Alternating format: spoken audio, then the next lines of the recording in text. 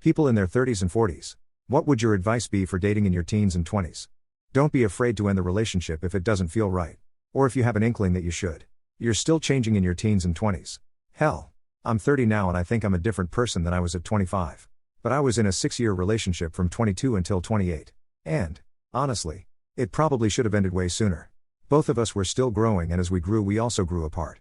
Some people marry their high school sweethearts. Some people have only one partner and that's who they spend their life with and are more than happy. I know a few. But that doesn't mean you have to. There's no such thing as a soulmate. If it isn't working, it isn't working, and sometimes you just gotta pull the ripcord. You need to like yourself before you let others like you.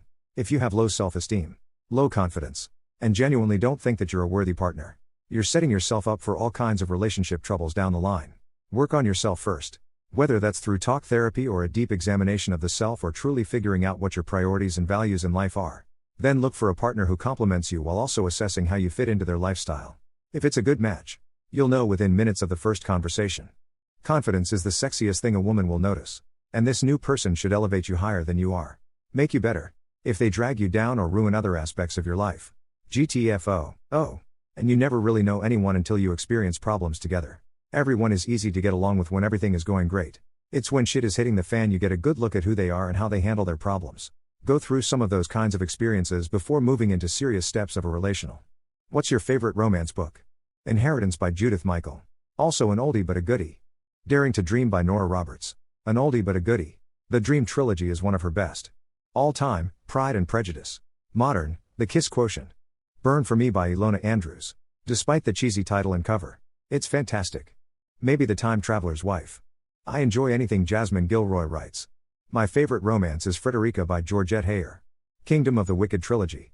Sarah MacLean's Hell's Bells books. The Bridgerton series. I'm not a romance book person but I love that whole series.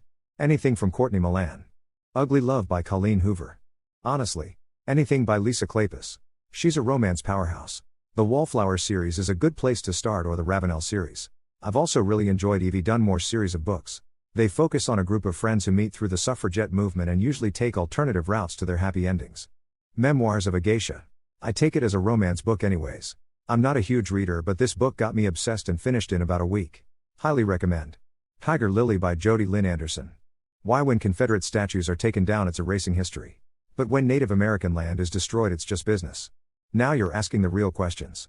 Those defending statues of Confederate leaders are just hiding the part of their messaging that they really wish they could say out loud.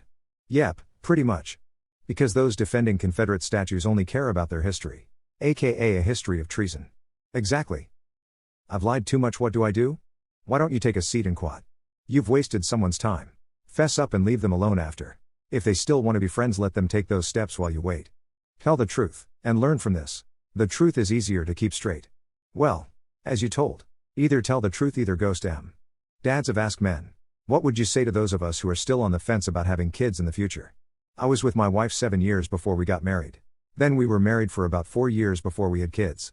We're still together and happy, and my advice is to make sure you're with the right person and you're ready. Sometimes I regret having kids so late in life because I found myself running out of steam a lot when they were little, but the fact that I was financially, mentally and relationshiply stable meant my kids have a good life. You will never be ready. Having a baby is exhausting, but people are really dramatic about it. Yes, it's hard, but it's not like you're training for the Navy SEALs or something. I thought I knew what love was. I love my wife. I was never sure I wanted a kid. Suddenly she's pregnant. I was wrong. It's a primal, deeper love that is almost impossible to explain. Emily Dickinson has a quote something like, having a child is like having your own heart running and playing outside of your body, and quote. It's truly life-changing. My son is 8 now and he is so cool. I'm so proud of him. I would do literally anything for him. New dad. 33, it comes down to agreeing with your significant other. As well as being honest with yourself. Wife and I have been together for 12 years. Before agreeing on having 1 kid. And couldn't be happier right now. But it definitely took a few serious conversations, and if we weren't 100% of the same mind, we wouldn't have done it. As someone already said, even 1 kid is a big time sink. And energy drain, be aware of that. At the same time, I could not imagine not having my son right now. Time. Diapers. Teething. Crying and all. What's something you almost got caught doing as a kid? Getting a BJ from my girlfriend. My dad was sleeping in the bedroom, and when we heard the bedroom door open, she whipped her head up quick and I zipped up my pants. We were watching TV like nothing happened when he walked by. Nice try. Cop. I was getting some sun by the side of our pool and decided to jerk off. My dad's best friend walked through our gate.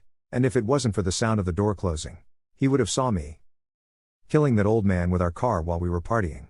Luckily we buried him pretty deep and no one snitched. It was pretty touch and go there for a while though when his ghost was going around murdering my friends. Teenager. At night, I and a friend sitting in the front seats of a car doing lines of coke while the other holds it flat on a phone. Cop drives up and sees my head come up from my buddy's lap. He rolled his window down, shook his head, told us to move along. He thought we were gay. We couldn't believe our luck. We had a range deep down in the woods where we used to try out our idiotic childhood creations. It was just an illegal dump site where we could blow up and shoot old cars and appliances. The place was basically a magnet for teenagers. During one of our sessions a cop shows up. He tells us people are complaining about the noise and to move along.